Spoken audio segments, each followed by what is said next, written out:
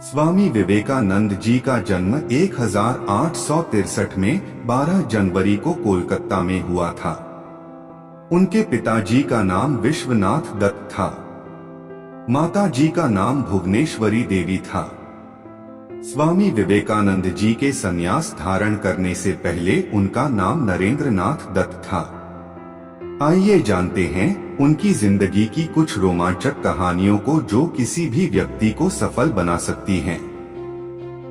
अब आपको जो कहानी हम बताने जा रहे हैं, अगर आपने सही ढंग से समझ ली तो आपकी जिंदगी सफल हो जाएगी। कहानी इस प्रकार है कि स्वामी विवेकानंद जब अपने गुरु के पास बैठे थे तो उन्होंने अपने गुरु रामकृष्ण परमहंस से सवाल किया। स्वामी ने कहा कि मैं समय नहीं निकाल पाता हूँ, जीवन अस्त व्यस्त हो गया, मैं क्या करूँ? रामकृष्ण जी ने उत्तर दिया कि ऐसा इसलिए है कि गतिविधियाँ तुम्हें घेर कर रखती हैं। अपनी जिंदगी में गतिविधियों को कम करके अध्यात्म की ओर बढ़ो, क्योंकि अध्यात्म आजादी देता है। स्वामी विवेकानंद जी फिर सवाल करते हैं कि अच्छे लोग हमेशा दुख क्यों पाते हैं? उनके गुरु का जवाब होता है कि अच्छे लोग हमेशा दुख नहीं पाते, बल्कि वह ईश्वर द्वारा ली गई उनकी परीक्षा होती है। यह अनुभव उनके जीवन को बेहतर बनाता है। ठीक वैसे ही जैसे हीरे को रगड़कर ही वह हीरा पहनने लायक बनता है और सोने को तपाकर ही उसके गहने बनाए जा सकते हैं। स्वामी विवेकानंद जी दोबारा सवाल करते हैं कि मनुष्य समस्याओं से घिरे होने के कारण नहीं जान पाता कि सही राह कौन सी है।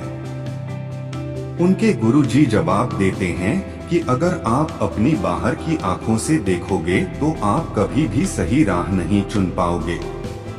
सही राह चुनने के लिए आपको अपनी अंदर की आंखों से देखना पड़ेगा, तभी आप सही राह चुन पाओगे। अगला प्रश्न स्वामी जी पूछते हैं कि दुनिया की कौन सी बात आपको हैरान करती है? स्वामी जी के गुरु ने कहा कि इस दुनिया में लोग दुख के होने पर ईश्वर से पूछते हैं कि यह सिर्फ मेरे साथ ही क्यों हो रहा है। जब खुशियों में होते हैं तो भगवान को कभी नहीं पूछते हैं कि सर मैं ही क्यों।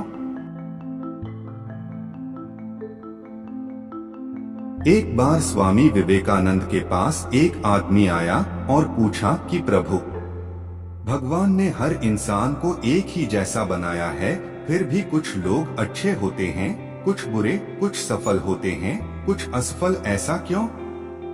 स्वामी जी ने निम्रता पूर्वक कहा कि मैं तुम्हें एक कहानी सुनाता हूँ, ध्यान से सुनो। कहा जाता है कि ये धरती रत्नगर्भा है, यहाँ जन्म लेने के लिए देवी देवता भी तरसते हैं।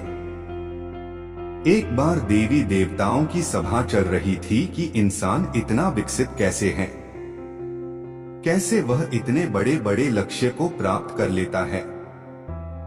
ऐसी कौन सी शक्ति है जिसके दम पर इंसान असंभव को संभव कर डालता है। सारे देवी देवता अपने अपने विचार रख रहे थे। कोई बोल रहा था कि समुद्र के नीचे कुछ ऐसा है वो इंसान को आगे बढ़ने को प्रेरित करता है। कोई बोल रहा था कि पहाड़ों की चोटी पर कुछ है। अंत में एक बुद्धिमान ने जवाब दिया कि इंसान का दिमाग ही ऐसी चीज है जो उसे हर कार्य करने की शक्ति देती है।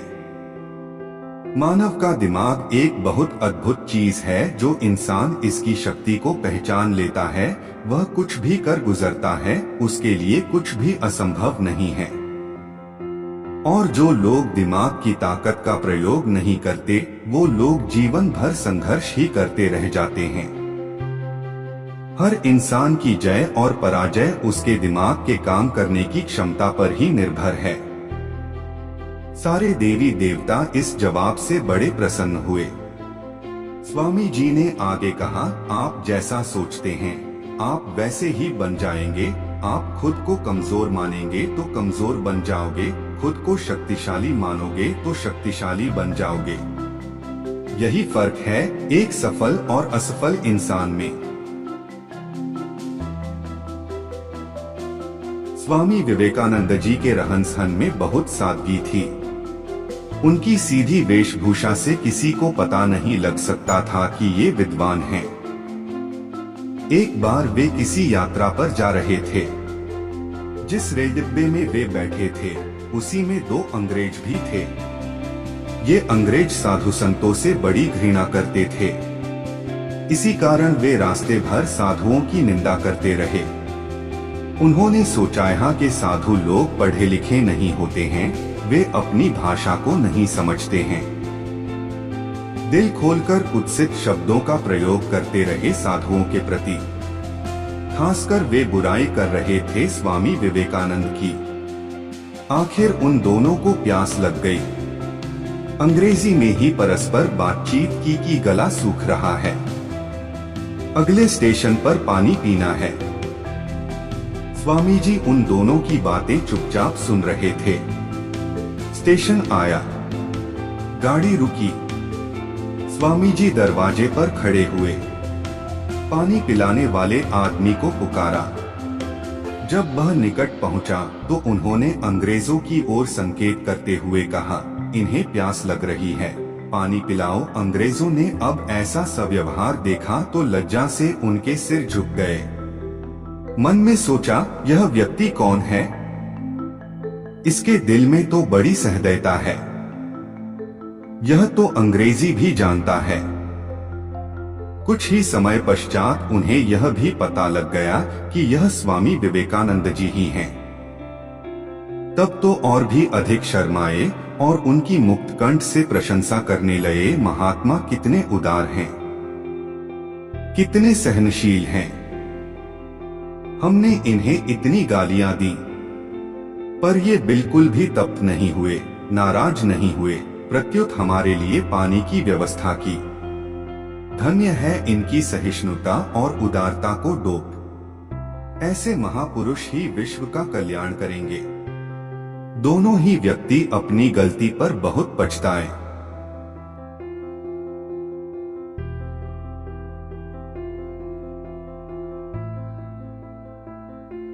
आशा है आपको वीडियो पसंद आया होगा।